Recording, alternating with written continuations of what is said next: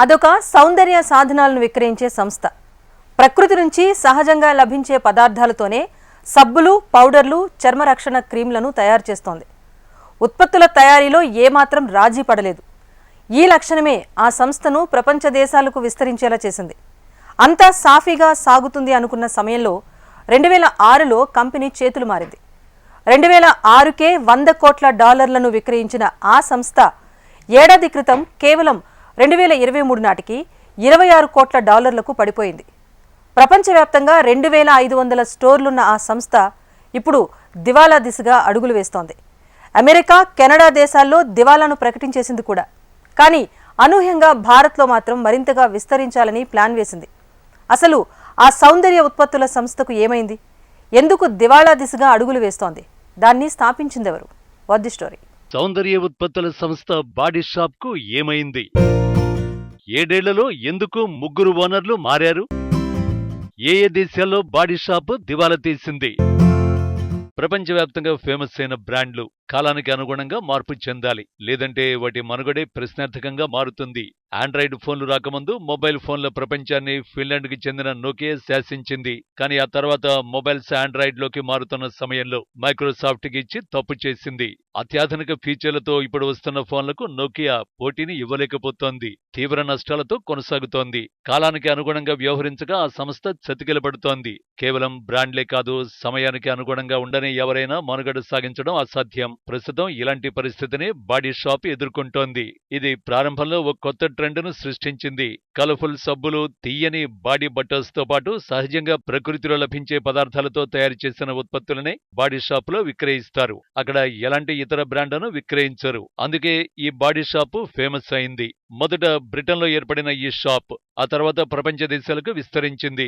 ఇప్పుడు ఆ అడ్వాంటేజ్ ని బాడీ షాప్ వినియోగించుకోలేకపోతోంది. ఈ బ్రాండ్ ఇప్పుడు సంక్షోభాన్ని ఎదుర్కొంటోంది. బాడీ షాప్ తాజాగా అమెరికా, కెనడాలో దివాలా నోటీసును ఇచ్చింది. యునైటెడ్ కింగ్డమ్ లో బాడీ షాప్ అడ్మినిస్ట్రేషన్ కుప్పకూలిపోయింది. ఆస్ట్రేలియాలో ఉత్పత్తులను అందించిన సప్లయర్స్ కు నగదు కల్పించేందుకు ఇబ్బందులు పడుతోంది. ఆ దేశంలో స్టోర్లన్నీ మూతపడుతున్నాయి. వందలాది మంది ఉద్యోగుల భవితవ్యానికి ముప్పు నెలకొంది. అంతేకాదు రుణాల సంక్షోభంలో బాడీ షాప్ స్టోర్లు చిక్కుకున్నాయి. ప్రాథమికంగా బాడీ షాప్ చైన్ భవిష్యత్తు గందరగోళంలో పడింది. ఎంతో ప్రఖ్యాతిగాంచిన బాడీ షాప్ ఎందుకు దివాలా స్థాయికి చేరుకుంది? బాడీ షాప్ ఎలాంటి పొరపాట్లు చేసింది? ట్రెండ్ సృష్టించిన ఈ సంస్థ ఎలా సంక్షోభానికి గురైంది? అసలు బాడీ షాప్ గురించి తెలుసుకోవాలంటే 1976కు వెళ్లాల్సిందే. సహజ పదార్థాలతో తయారు చేసిన ఉత్పత్తుల దుకాణాన్ని అనితా రాడిక్ అనే మహిళ స్థాపించింది. ఆమె బ్రిటన్ పర్యావరణ, మానవ హక్కుల కార్యకర్త. ఆమె తన పర్యటనలో ప్రకృతి సహజమైన తాజా బాడీ బట్టర్ను చూసింది. దానిని ఆమె విక్రయించాలని అనుకుంది. ఈ క్రమంలోనే బాడీ షాపును ఏర్పాటు చేసింది. బ్రిటన్లోని బ్రైటన్ నగరంలో అది కూడా చిన్న దుకాణంగా $5,000తో తన వ్యాపారాన్ని ఆమె ప్రారంభించింది. ఈ షాపులో అనితా రాడిక్ 25 ఉత్పత్తుల్ని విక్రయించడం ప్రారంభించింది. అయితే బాడీ షాపులో విక్రయించే ఉత్పత్తులన్నీ ప్రకృతిలో సహజంగా లభించే పదార్థాలనే ఉపయోగించి తయారు చేసినవే. ప్రధానంగా ఇవి క్రూయల్టీ ఫ్రీ, అంటే సౌందర్య ఉత్పత్తులకు జంతువులను వినియోగించరు. చాలా సౌందర్య ఉత్పత్తులను జంతువుల నుంచి సేకరించిన పదార్థాలతో తయారు చేస్తారు. ప్రారంభించిన కొద్ది కాలానికే బాడీ షాప్ ఫేమస్ అయింది. మార్కెట్లలో సునామీ సృష్టించింది. 1984 నాటికి బాడీ షాప్ అత్యంత ప్రజాదరణ పొందింది. ఈ సంస్థ లండన్ స్టాక్ ఎక్స్చేంజ్ జాబితాలోకి చేరింది. అప్పట్లో బాడీ షాప్ విలువ $10,20,00,000 చేరింది. బాడీ షాపు ఉత్పత్తులంటే ఓ నమ్మకం ఏర్పడింది. అంతా బాగా సాగుతోంది. బ్రిటన్ అంతటా విస్తరించింది. ఇతర దేశాలు కూడా పాకింది. అమెరికా, కెనడా, ఆస్ట్రేలియా, ఇండోనేషియా వంటి దేశాల్లో భారీగా స్టోర్లను ఓపెన్ చేసింది. కానీ 2006లో బాడీ షాపును అనితా రాడిక్ లోరియల్ కు విక్రయించింది. ఈ డీల్ $100 కోట్ల కుదిరింది. నిజానికి బాడీ షాపు ఉత్పత్తుల విషయంలో అనితా రాడిక్ నైతిక విలువలను పాటించింది. కానీ లోరియల్ దాన్ని దక్కించుకున్నాక ఎదురు దెబ్బ తగిలింది. లోరియల్ ఎలాంటి నైతిక విలువలను పాటించదు. దీంతో నమ్మకమైన కస్టమర్లు బాడీ షాప్ కు దూరమయ్యారు. ఇక్కడి నుంచే బాడీ షాప్ కు కష్టాలు మొదలయ్యాయి. దానికి ఉన్న బ్రాండ్ నేమ్ దెబ్బతిన్నది. 2017లో బాడీ షాప్ ను బ్రెజిల్ కి చెందిన న్యాచురాకు లోరియల్ విక్రయించింది. అయినా సరే బాడీ షాప్ మాత్రం కోలుకోలేదు. 2023లో బాడీ షాప్ ను న్యాచురా సంస్థ ఒరిలియస్ కు విక్రయించింది. 2006లోనే $100 కోట్ల పలికిన బాడీ షాపును నేచురా కేవలం 26,60,00,000కు విక్రయించింది. 7 ఏళ్లలో మొత్తం 3 ఓనర్లు మారారు. అంతేకాదు బాడీ షాప్ మరింత వేగంగా పడిపోయింది.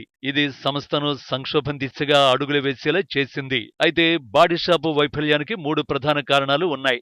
మొదటిది, మార్కెట్లలో పోటీతత్వం పెరిగింది. బాడీ షాపు ప్రారంభించినప్పుడు ఇలాంటి సంప్రదాయ ఉత్పత్తులు విక్రయించే దుకాణాలు లేవు. ఆ తర్వాత ఇలాంటి ఉత్పత్తుల్ని పలు సంస్థలు విక్రయించడం ప్రారంభించాయి. వాటికి మంచి బ్రాండింగ్, మార్కెటింగ్ ఉంది. అలానే బాడీ షాప్ దారుణంగా చేసిందని అర్థం కాదు. కానీ ఇతర కంపెనీలు బాడీ షాప్ కంటే మెరుగ్గా తమ ఉత్పత్తుల్ని మార్కెటింగ్ చేసేయి.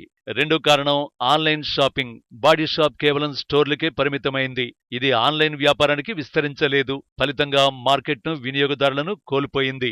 మూడో కారణం, స్టోర్ల కాస్ట్ పెరిగిపోవడం. బాడీ షాప్ మంచి ఊపులో ఉన్నప్పుడు ప్రపంచవ్యాప్తంగా 2,500 స్టోర్లున్నాయి. కానీ ఇప్పుడు వాటిని నిర్వహించడం వ్యయంతో కూడిన వ్యవహారంగా మారింది. అంతేకాదు 2020లో కరోనా మహమ్మారి ఈ సంస్థని కూడా దెబ్బతీసింది. బాడీ షాప్ 13.5% చొప్పున ఏటా విక్రయాలు పడిపోయాయి. అలాంటి పరిణామాలు ఏ వ్యాపారానికైనా మంచి పరిణామం ఏమాత్రం కాదు. ఈ కారణాలు ఇప్పటి బాడీ షాప్ దివాలా దగ్గరకు తీసుకొస్తాయి. ప్రస్తుతం అంతర్జాతీయ చైన్ సప్లై దెబ్బతిన్నది. బాడీ షాప్ స్టోర్లు ఇంకా పూర్తిగా మూతపడలేదు. కానీ వాటి భవితవ్యం మాత్రం ఆందోళనలో పడింది. దీంతో బాడీ షాప్ పై ఒరిలియస్ వినూత్న ప్రయోగాలు చేస్తోంది. అయినా ఎలాంటి ఫలితాలను సాధించలేకపోతోంది. ఇప్పుడు బాడీ షాపును ఫ్రాంచైజ్ మోడల్ ని ఒరిలియస్ అమలు చేస్తోంది. అందుకే ఇప్పుడు వివిధ దేశాల్లో స్థానికంగా భాగస్వాములను సమీకరించుకుంటోంది. ఇప్పుడు బాడీ షాప్ కు అగ్ర మార్కెట్టుగా యునైటెడ్ కింగ్డమ్ తో పాటు ఆస్ట్రేలియా, ఇండోనేషియా ఉన్నాయి. అక్కడ కూడా బాడీ షాప్ కు కష్టాలు నెలకొన్నాయి. కానీ భారత్ వంటి కొన్ని మార్కెట్లలో మాత్రం ఆశాజనకంగా ఉంది. భారత్లో మాత్రం తమ వ్యాపారాన్ని రెట్టింపు చేయాలని బాడీ షాప్ లక్ష్యంగా పెట్టుకుంది. ఇది 2025 నాటికి 100 స్టోర్లను ఏర్పాటు చేయాలని ప్రణాళికలు వేసుకుంది. సో బాడీ షాప్ కు అన్ని మార్కెట్లు ప్రతికూలం కాదు. నిజానికి బాడీ షాప్ మార్కెట్లోకి ప్రవేశించినప్పుడు సొంత నియమాలను రూపొందించుకుంది. ఈ కారణంగానే మొదట్లో ఈ షాప్ ఫేమస్ అయింది. కానీ కాలం గడిచే కొద్దీ ఇతర సంస్థలు కొనుగోలు చేయకపోవడం కారణంగా విలువలను గాలి కొదిలేశాయి. ఫలితంగా బాడీ షాప్ క్రమంగా తన ప్రభావాన్ని కోల్పోయింది. బాడీ షాప్ ఉత్పత్తులు మంచివే, కానీ అవి కొత్తగా వినూత్నమైనవి మాత్రం కాదు. వినియోగదారులు వాటికంటే మెరుగైన ఉత్పత్తులపై దృష్టి సారించారు. ఒకప్పుడు బాడీ షాప్ ఉత్పత్తులు అద్భుతం, కానీ ఇప్పుడు వాటికంటే అద్భుతమైనవి మార్కెట్లలో లభిస్తున్నాయి. అందుకే వినియోగదారులు మారిపోయారు. బాడీ షాప్ నుంచి తెలుసుకోవలసిన పాఠం చాలా సింపుల్. ఆ షాప్ వారసత్వం అద్భుతంగా ఉంది, కానీ గొప్ప వారసత్వమే దాని వ్యాపారాలను మాత్రం నడపలేదని మాత్రం స్పష్టంగా తెలుస్తోంది. ఏది ఏమైనా కాలానికి అనుగుణంగా మార్పులు తీసుకురాకపోతే పతనం తప్పదు. ఈ విషయం ఒక్క బాడీ షాప్ మాత్రమే కాదు, ఎన్నో సంస్థలు నిరూపిస్తున్నాయి. మారుతున్న టెక్నాలజీని అందిపుచ్చుకుని వ్యాపారాలు నిర్వహించిన వారు మాత్రం అద్భుతంగా రాణిస్తున్నారు. పలు సంస్థలు దశాబ్దాల తరబడి సాగడానికి కారణం అదే.